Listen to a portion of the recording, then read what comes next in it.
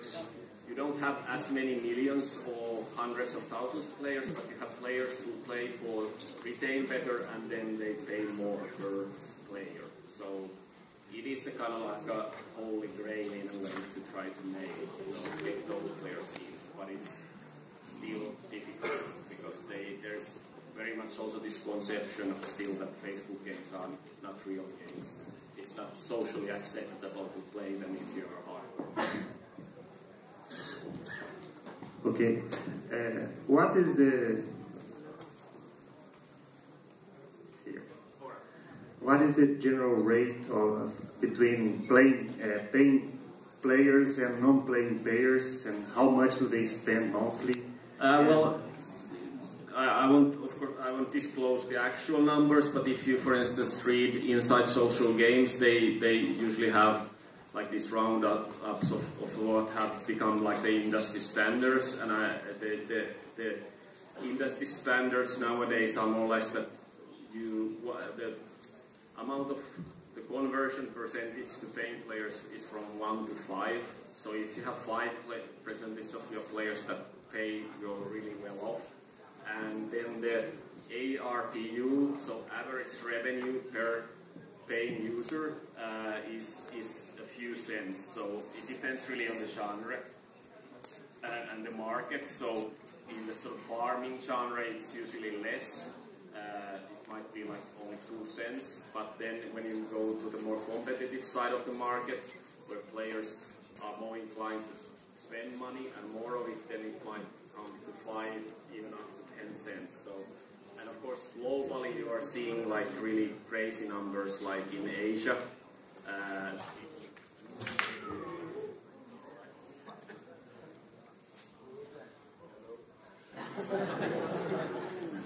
So you might get even over 10 cents. That's the rough metrics. Yeah, it's okay. Thanks.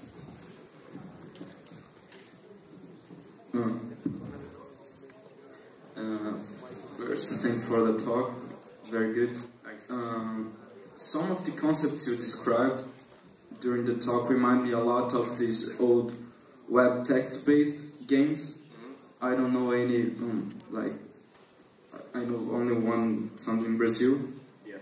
But do you agree with this? It's like an evolution of this type of games. It's like finding a way of monetizing that and bringing casual gamers, like putting some animations and some... Yeah. No, I do agree. Some of the underlying mechanics are very similar to what you referred to is that those games that were found in like bulletin board systems and basically games that resemble an Excel sheet, that you have lots of numbers and then the team might be in like conquering space or whatever. I can't either remember many names, but still, yeah, they had many of the same, like, they were very much about time. So everything that happened took some time and that made you return. So it is, you can make that argument that it's a question of like historical evolution from that part, because all the web technologies having to do with animation and flash and whatever have evolved. So some of those same mechanics are still there, but in a more sort of a glorious form nowadays.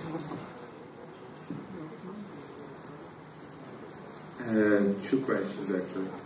First one,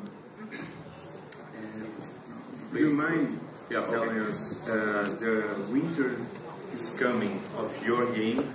The winter is coming. Yeah. Explaining the winter is coming of your game. All right, so I can give you a couple of examples. I don't say that these are the best possible examples out there, and we have one new game coming out that I hope that will nail that really. But of course, in Army Attack, what we have is kind of like a story between two warring factions. There are the blue guys that you are fighting for, and then there's this evil Crimson Empire. And the winter is coming in terms of sort of dramatic horizon of experiences that you are basically fighting that endless war, but in the end there is a possibility to kind of win that war and defeat the Crimson Empire. So that is one way to build that kind of expectation and horizon to the game.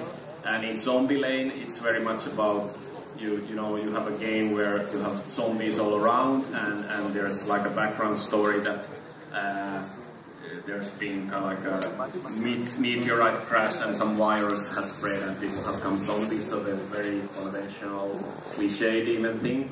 So then we are trying to build the game into a point where you eventually you are able to find the cure for this viral outbreak, and that's your sort of long-term winter that you're looking for. But also, what is important here is that in the very beginning of the game, Zombie Lane, we also have a sort of a more short-term set of goals, which have to do that you are looking for your spouse, your wife, and your dog.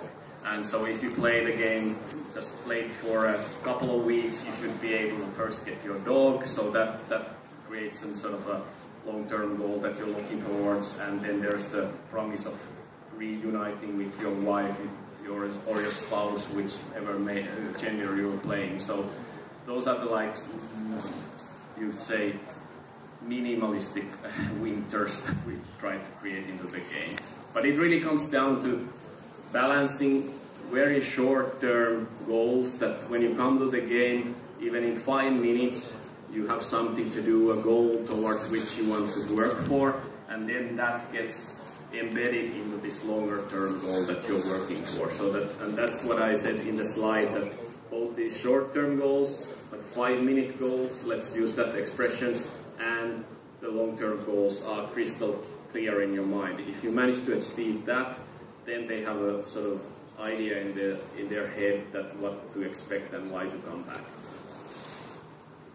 Thank you.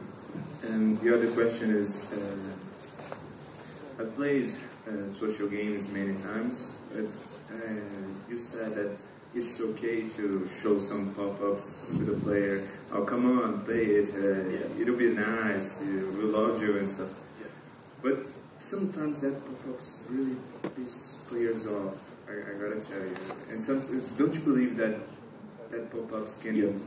You know, of course I believe that. I wouldn't have said that they are annoying if I wouldn't believe that. But this is once again a fine balance between, for instance, what we usually do is that we implement a check that, okay, if we show you a pop-up that we try to persuade you with to do something, then we have a check that, okay, we won't show that pop-up to you maybe in 24 hours or even a week. So it's really how do you want to build it. If you make for the sort of dumbest solution, we show it to you every time and we're bound to annoy you and lose you. But maybe if we show it once, you're sort of inclined to, okay, I won't care about this, but now I get to play my game. So it's really about balancing that factor of how much do you want to push your stuff to the players. So just be smart, really. Hi. I would like to know your opinion about games as League of Legends, who only makes transactions on cosmetic only features, not gameplay features.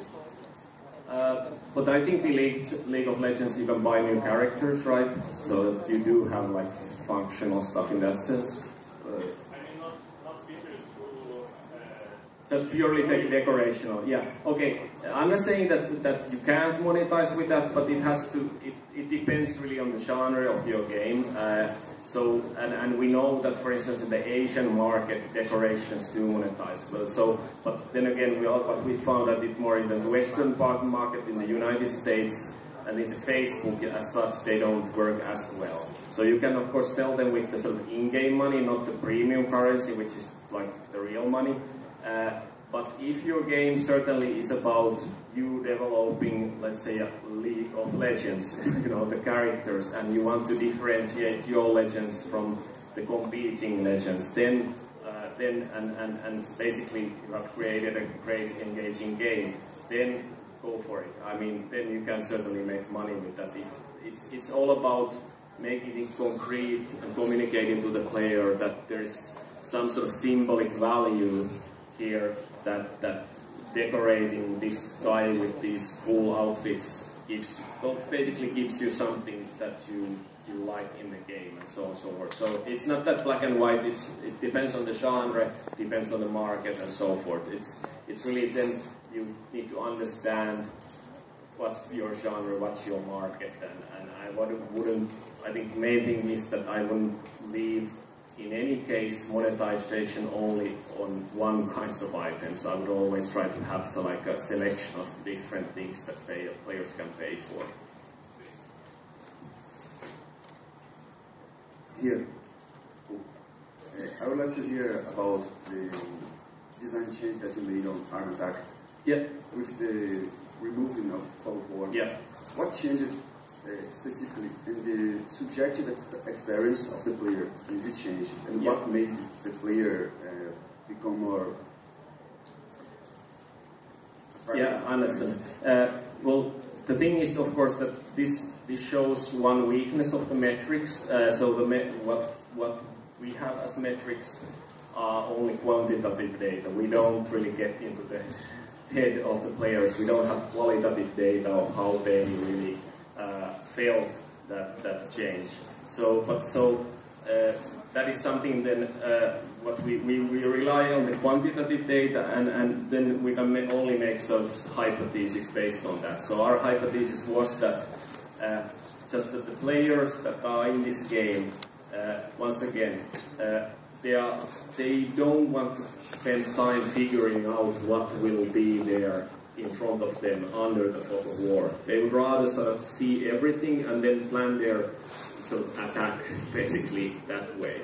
And then it comes down to this like that, okay, basically rather than saying that, okay, something is coming, we made it clear that, okay, this many troops that you're going to meet and fight, and then they could sort of organize their playing around that, so that, okay, with this play session, with this amount of energy that I have, maybe I can deal with these guys, and then I know that these guys are here later, but I can deal with them later, and they don't have to guess, you know. So that worked for suspense in conventionally didn't work for suspense. It was more like players having less time and wanting to optimize their use of time with the game. So that's our hypothesis, but it's only a hypothesis. But I pretty strongly believe that that's pretty close what happened.